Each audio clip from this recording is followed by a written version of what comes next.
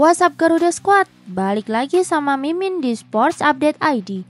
Hari ini kita punya kabar super panas.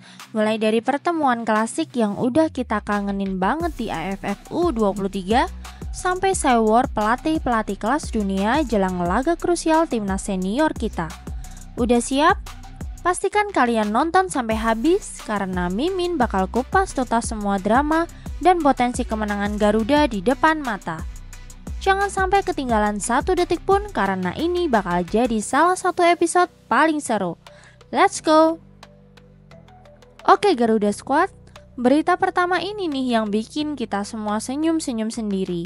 Gimana enggak, setelah kemarin kita ngajakin friendly match buat FIFA Matchday September 2025, tapi ditolak mentah-mentah sama Malaysia. Takdir berkata lain. Di ajang AFF U23 tanggal 15 sampai 29 Juli 2025 nanti, Timnas Indonesia U23 resmi satu grup sama Malaysia. Bayangin tuh, grup A isinya ada Indonesia sebagai tuan rumah, terus ada Malaysia, Filipina, sama Brunei Darussalam. Langsung kebayangkan panasnya kayak apa nanti di lapangan, apalagi kita main di kandang sendiri di SUGBK dan Stadion Patriot Candrabaga. Kebayang gak sih kemarin mereka kayak jual mahal, sekarang malah dipaksa ketemu kita di turnamen resmi. Pak Erick Thohir aja pas drawing kelihatan happy banget tuh pas nama Malaysia yang keluar.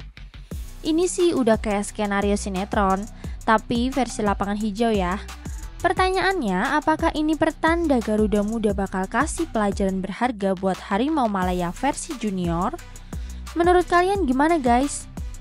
Tapi guys, ada info terbaru nih. Akhirnya Malaysia mendapatkan 4 pemain keturunan baru guys. Dan kali ini CV-nya cukup mentereng. Ada 2 nama yang sudah santer banget bahkan sudah ikut latihan dengan timnas Malaysia, yaitu Facundo Garces. Facundo Garces ini pemain La Liga, liga teratas di Spanyol loh.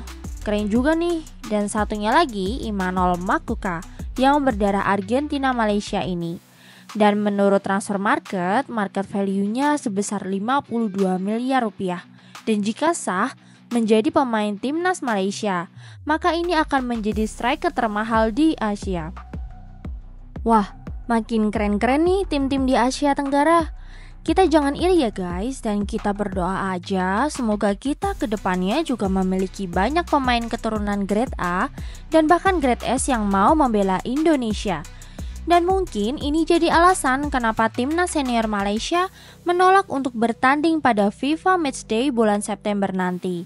Ya mungkin mereka menunggu semua kepingannya terkumpul dulu. Keputusan yang bijak juga.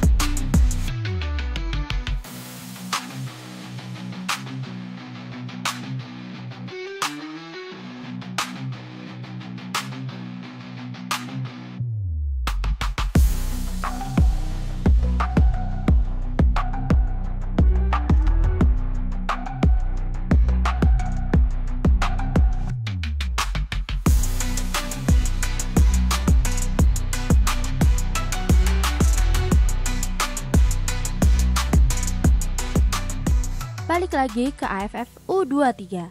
Jadwalnya juga udah keluar nih. Kita bakal lawan Brunei dulu tanggal 15 Juli, terus Filipina tanggal 18 Juli, baru deh puncaknya lawan Malaysia tanggal 21 Juli. Semuanya di SUGBK. Udah pasti nih jadi laga yang paling ditunggu-tunggu se-ASEAN. Kita semua udah kangen banget kan sama atmosfer derby serumpun ini. Apalagi denger-denger nih, ada aja fans seberang sana yang remehin timnas U23 kita. Katanya tanpa pemain naturalisasi kita setara Timor Leste. Wah, ini sih makin mancing semangat juang anak-anak Garuda Muda buat ngebuktiin kualitas mereka. Siap-siap ya, kita dukung penuh Garuda Muda squad kita. Nah, dari panasnya persaingan di level U23, kita geser sedikit ke timnas senior yang juga punya misi maha penting.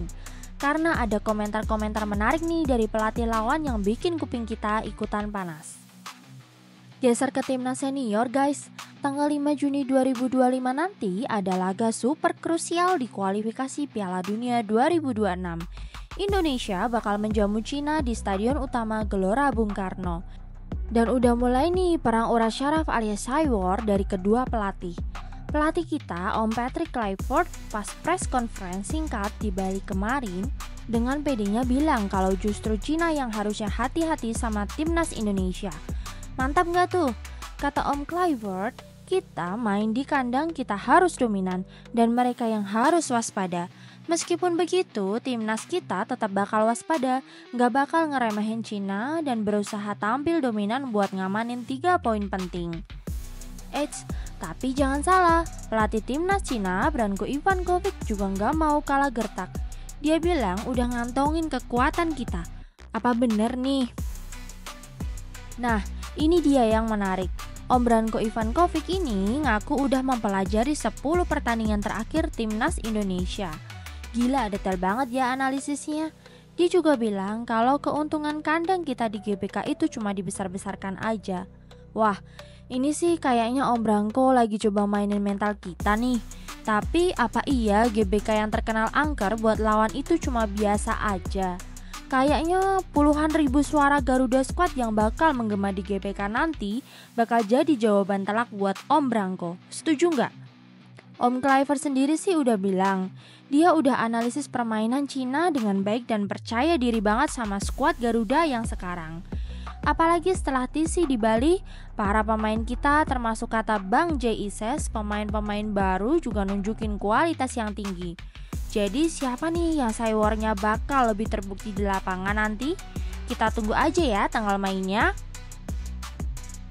Dari Cywar pelatih kita beda dikit nih soal taktik yang mungkin bakal dipakai Cina. Katanya sih udah ada bocorannya ya.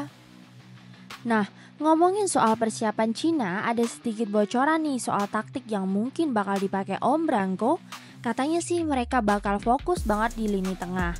Ada yang bilang mereka mungkin pakai formasi 4-4-2 diamond yang fleksibel dan ngandelin banget kekuatan gelandang.